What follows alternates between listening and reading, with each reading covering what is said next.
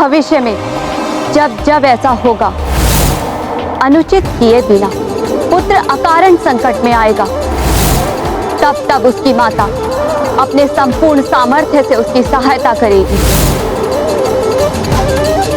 क्योंकि मेरे पुत्र हनुमान ने कुछ भी अनुचित नहीं किया, इसलिए मैं उसकी सहायता अवश्य करूंगी। माता, आप मेरी चिंता त्याग दीजिए। मेरी शक्ति और प्रभु की न्यायपरता पर आप विश्वास कीजिए माता। प्रभु कहां कुछ अनुचित होने देंगे। अवश्य इस युद्ध के पीछे मेरी कोई परीक्षा अथवा जगत कल्याण का कोई महान उद्देश्य निहित हो, क्योंकि इसमें एक ओर भोले बाबा हैं और दूसरी ओर प्रभु श्री राम का कार्य है।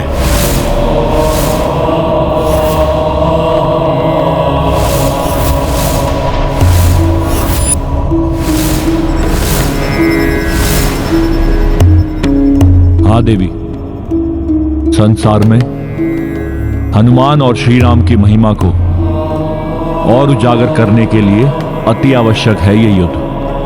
हनुमान मुझे पराजित कर आगे बढ़ेगा, तभी राम राज्य और उसके साथ सर्वत्र धर्म की स्थापना संभव होगी। इसलिए हृदय कठोर कर आपको इस युद्ध से हटना ही होगा। हनुमान की माता होने के साथ जगत जननी भी है। जगत में धर्म के विस्तार के लिए, जगत कल्याण के लिए इस युद्ध को होने दीजिए। प्रत्यक्ष रूप से मैं इस युद्ध में भाग लूं अथवा नहीं, किंतु परोक्ष रूप में आप दोनों की शक्ति बनकर मैं पूर्व से ही इस युद्ध में भागीदार हूं। आपकी आज्ञा के विरुद्ध भी नहीं जा सकती मैं। ये युद्ध अपने नेत्रों के समक्ष भी नहीं देख सकती,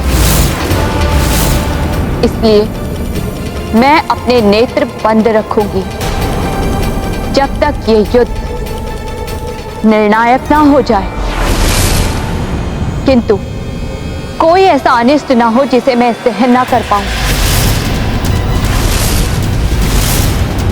यही उचित है देवी, इसी में जगत का कल्याण निहित है।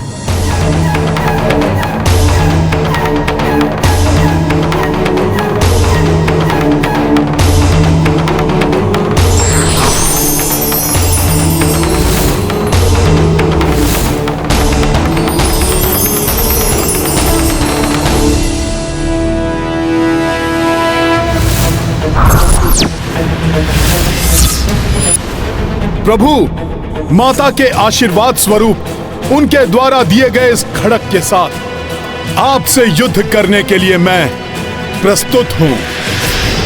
इसलिए प्रभु, आपको भी कोई और अधिक शक्तिशाली अस्त्र चुनना होगा। मुझे ज्ञात है पुत्र, जैसा मैंने पूर्व में भी कहा था, इस युद्ध में तुम पर कोई दया नहीं करूंगा। मैं तुम पर कठोरतम से कठोरतम वार करूंगा। मैं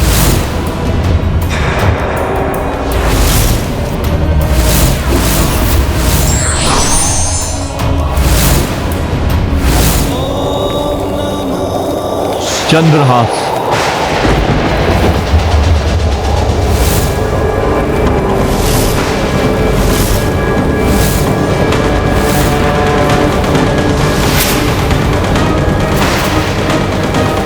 प्रभु ने चंद्रहास का आह्वान किया है, इसका सामना करना तो किसी के वश में नहीं।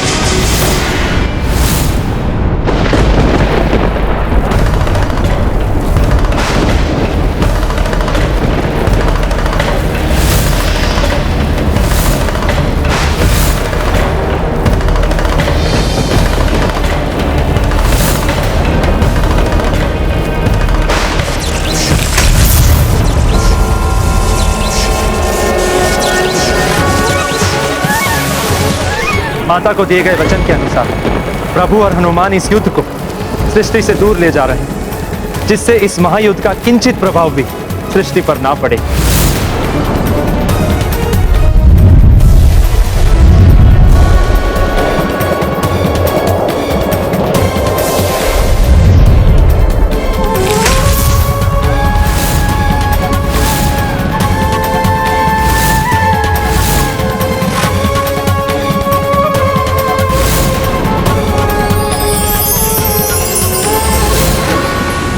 हनुमान, क्या तुम युद्ध के लिए पुनः प्रस्तुत हो?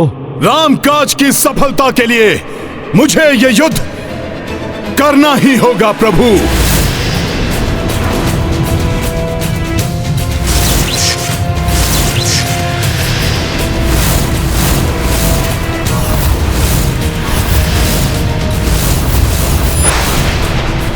दोनों महायोद्धा अपने दिव्य अस्त्रों से एक दूसरे पर वार करने के लिए प्रस्तुत हैं। और जब दो महान शक्तियों का एक दूसरे से टकराव होता है तो सृष्टि से दूर होने पर भी वो सृष्टि के लिए कभी भी संकट का रूप धारण कर सकते हैं। जय श्री राम। इतनी तीव्र गति से आगे बढ़ते हुए महादेव के प्रहार को रोकना असंभव है। मेरा हृदय इतना विचलित क्यों हो रहा है?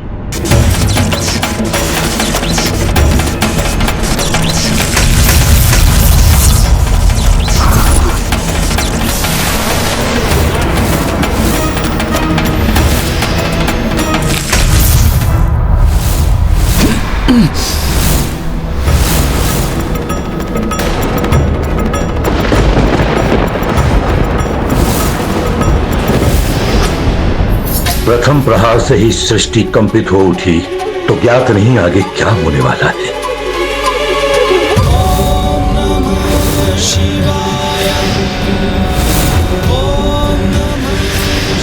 भोले बाबा की काया तो महाविकराल रूप धारण करते जा रही है।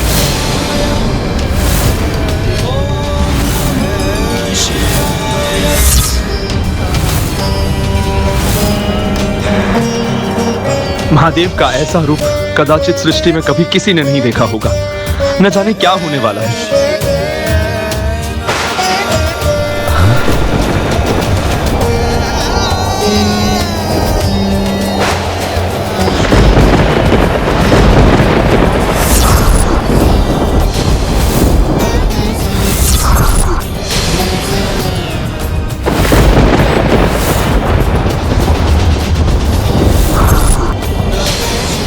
महादेव का ये विश्व रूप, ये दर्शन अद्भुत भी है और भय उत्पन्न करने वाला भी।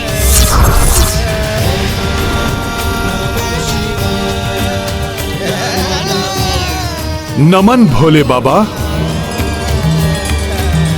आपके इस विराट दर्शन को। संभालो मेरा बाण।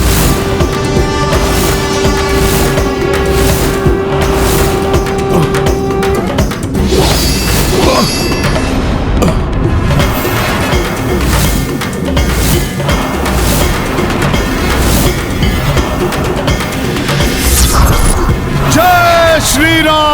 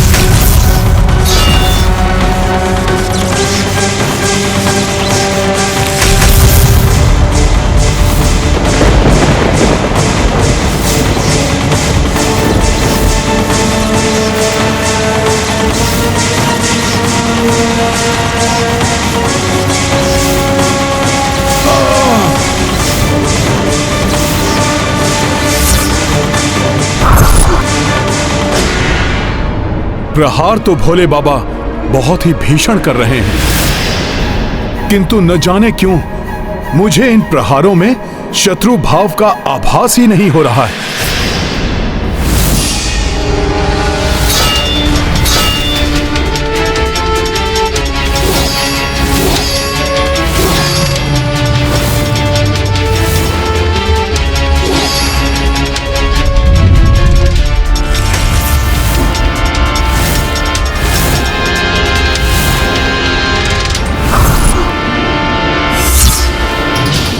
न जाने आज क्या होने वाला है।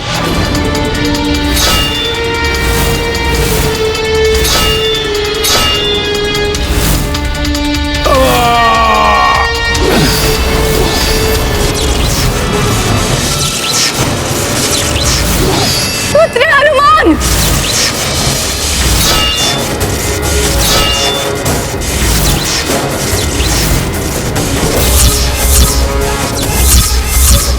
जिसका भय था वही होने की संभावना दिखाई दे रही है देव। कैसे रुकेगा ये युद्ध? मैं तो स्वयं हतप्रभ हूं ये सब देखकर।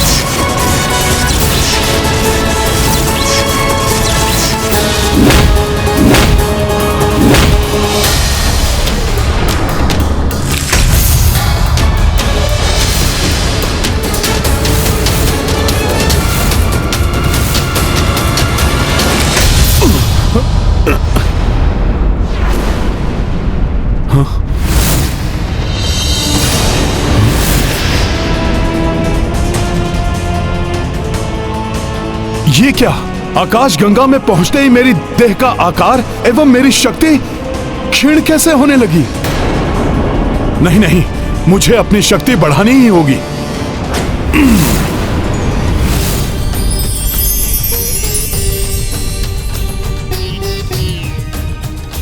क्लांत हो गए पुत्र? लो, मैं भी तुम्हारे कार के समान हो गया। अब मुझे अपना युद्ध कौशल दिखाओ।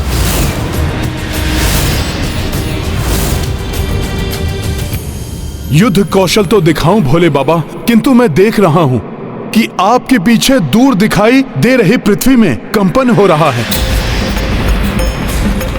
आपके समक्ष कंदुक के आकार के जैसी प्रतीत हो रही है पृथ्वी। मुझे भी तुम्हारे पीछे मंगल ग्रह कंपित होते दिखाई दे रहा है। युद्ध का परिणाम है ये, किंतु युद्ध नहीं रुकेगा। तुम अपने भगवान के लिए युद्ध कर रहे हो और मैं अपने भक्त के लिए। प्रभु, मुझे वचन दीजिए कि यदि मेरा राम की सेना से युद्ध हुआ और उसमें मैं परास्त हुआ तो मेरे आवाहन पर आप स्वयं और आपकी सेना युद्ध भूमि में आकर मेरे पक्ष में युद्ध करेंगे। तथास्तु। हर हर महादेव।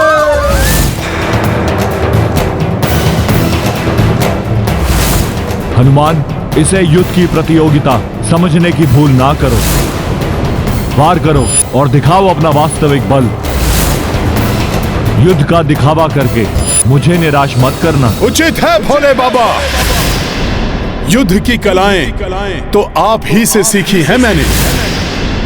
अब आपको निराश नहीं करेगा आपका ये शिष्य। जय श्री राम।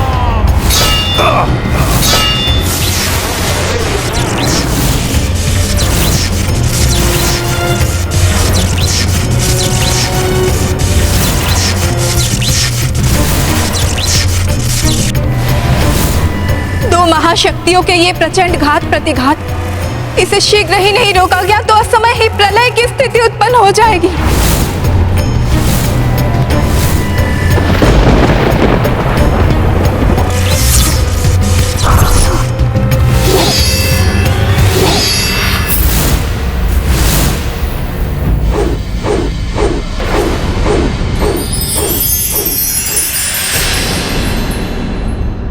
हाँ, ये था तुम्हारा प्रशंसनीय वार हनुमान।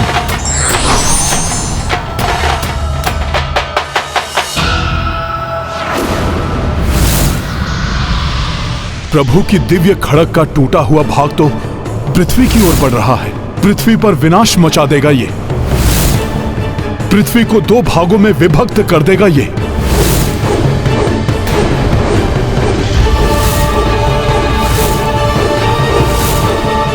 मेरी खड़क का भाग भी मंगल ग्रह की ओर बढ़ रहा है। मंगल ग्रह भी नष्ट हो जाएगा। संसार के संकट मोचन हनुमान अब क्या करेंगे? मंगल ग्रह अधिक दूर नहीं है, पहले इन्हें ही बचाता हूं। जय श्री राम।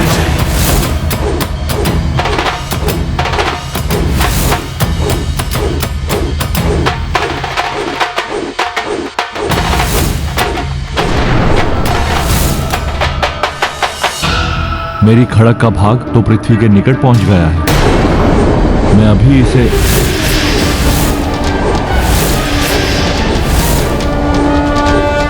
हनुमान पुत्र, ये दिव्य खड़क महाघातक है, तुम इसे नहीं रोक पाओगे।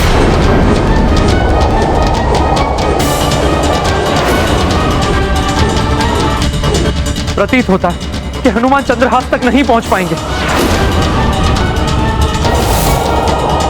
और यदि पहुंच भी गए तो उसे नियंत्रित करना सहज नहीं होगा।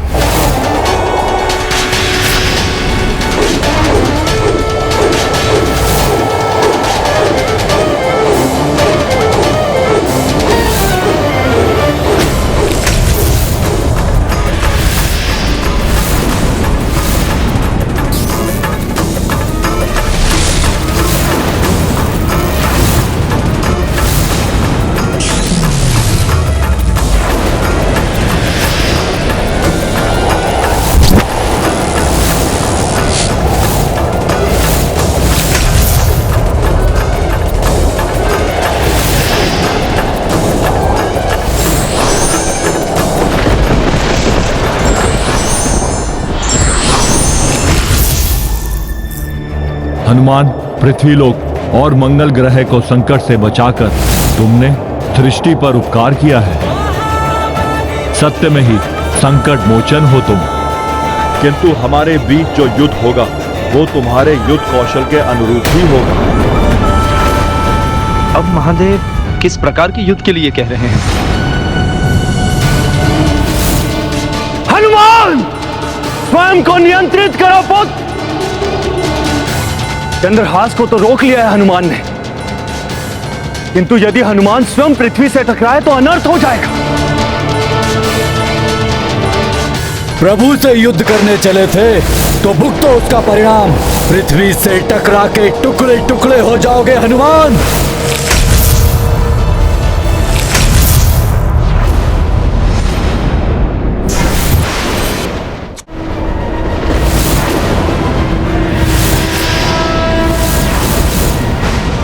आश्चर्य है, ये वानर तो अद्भुत है।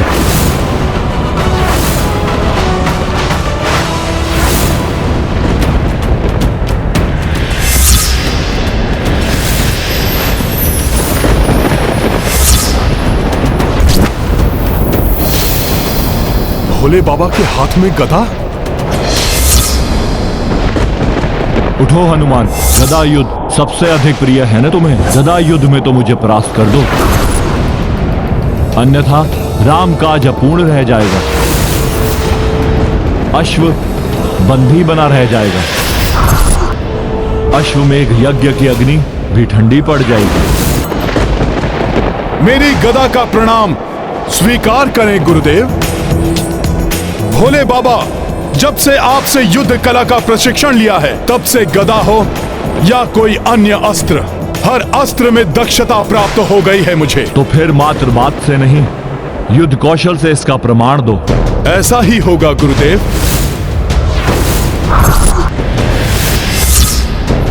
अत्यंत भयानक होगा यह गदा युद्ध। संसार में दो महायोद्धाओं की गदा टकराएंगी तो सृष्टि में विचरण निश्चित है। जय श्री राम। शिव से शिवांश का ये युद्ध सर्वनाश है, ये युद्ध सर्वनाश है।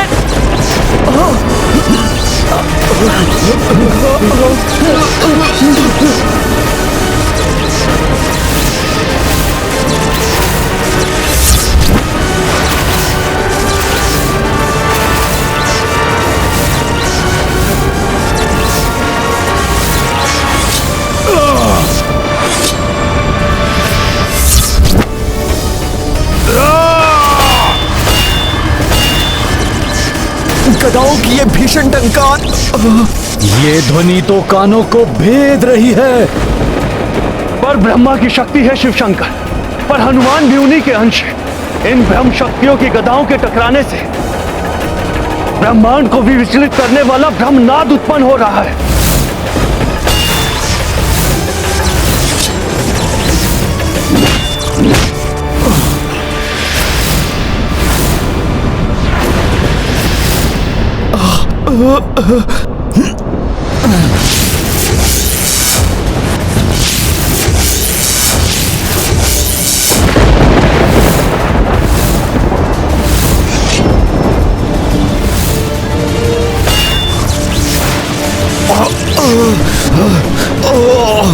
अब असहनीय हो रही है ये ध्वनि। स्वामी, युद्ध तो उग्र होता जा रहा है।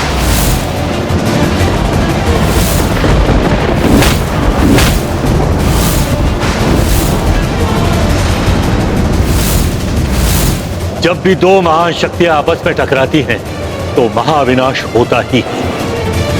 आज भी ऐसा ही होता दिखाई दे रहा है।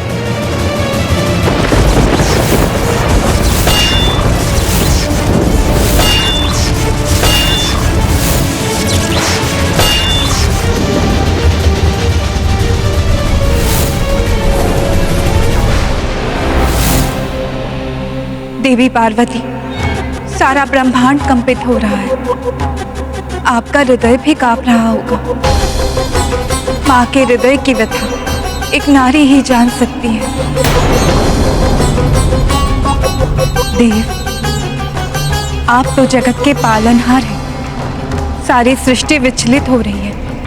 कैसे होगा इस युद्ध का अंत? कब होगा ये युद्ध समाप्त?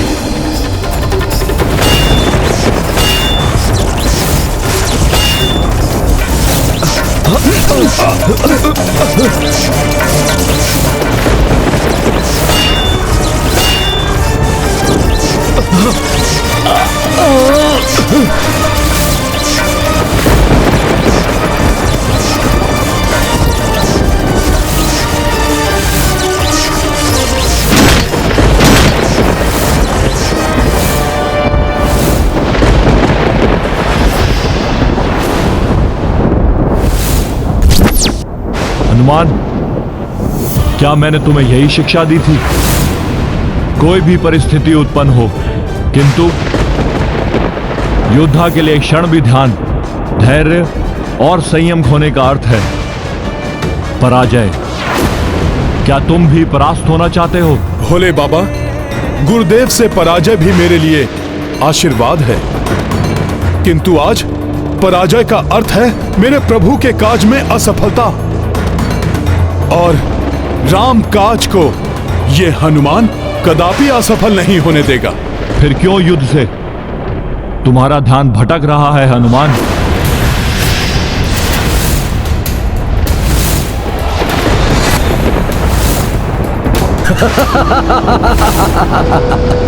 ये युद्ध में ध्यान दे या नहीं, पराजय तो इसकी ही होनी है। हर हर महादेव।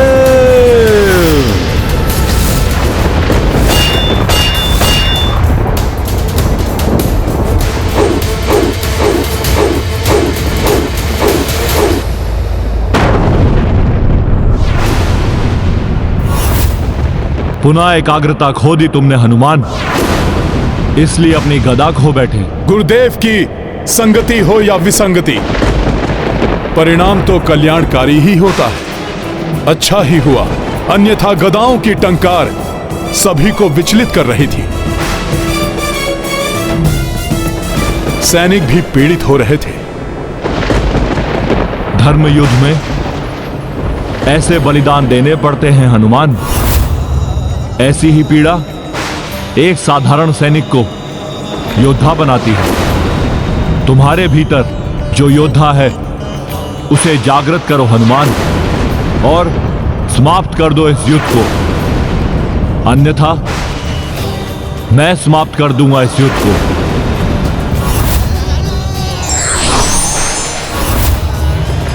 हनुमान, अब भी शक्ति शेष है।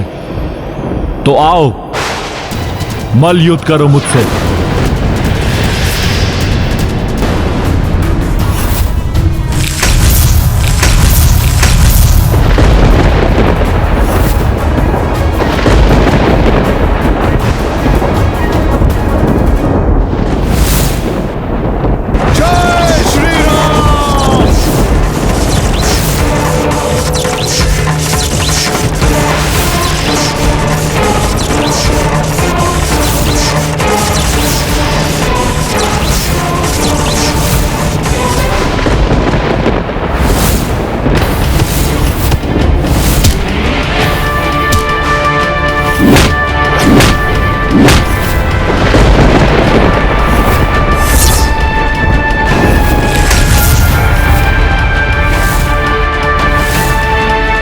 मुष्टि प्रहार और महादेव का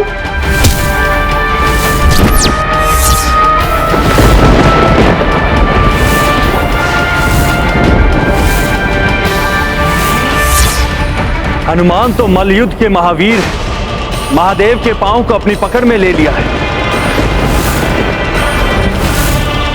क्षमा।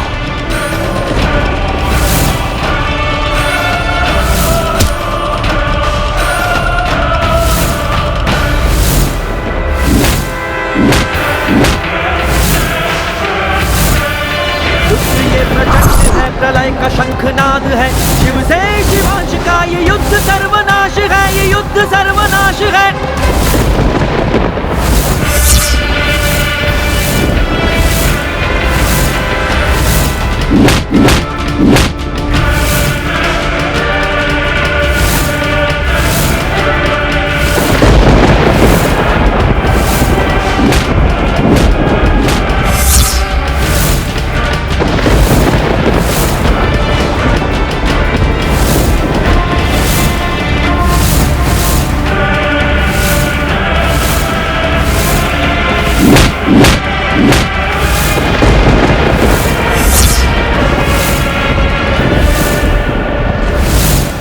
हनुमान, मुझे निराश मत करो, प्रहार करो अपनी पूर्ण शक्ति से।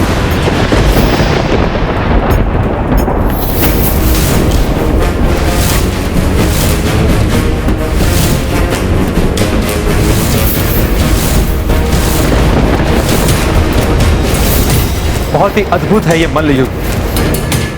अब पहले कौन आगे बढ़ेगा? हनुमान ने महादेव से तो युद्ध सीखा ही है, अपने पिता केसरी जी से भी मल्लयुद्ध का प्रशिक्षण लिया है हनुमान ने।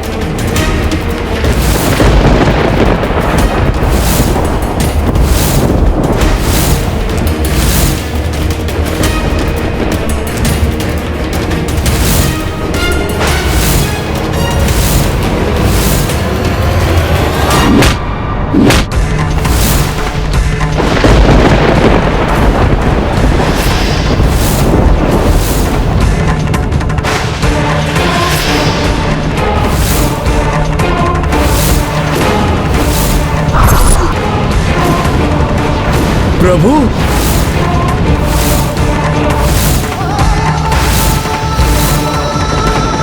क्षमा प्रभु, कहीं आपको आहत तो नहीं कर दिया मैंने?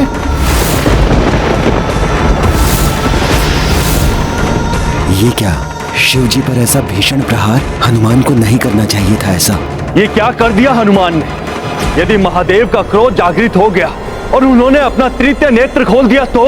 और शिव जी के तृतीय नेत्र खोलने का अर्थ है हनुमान की मृत्यु और सृष्टि का महासंहार।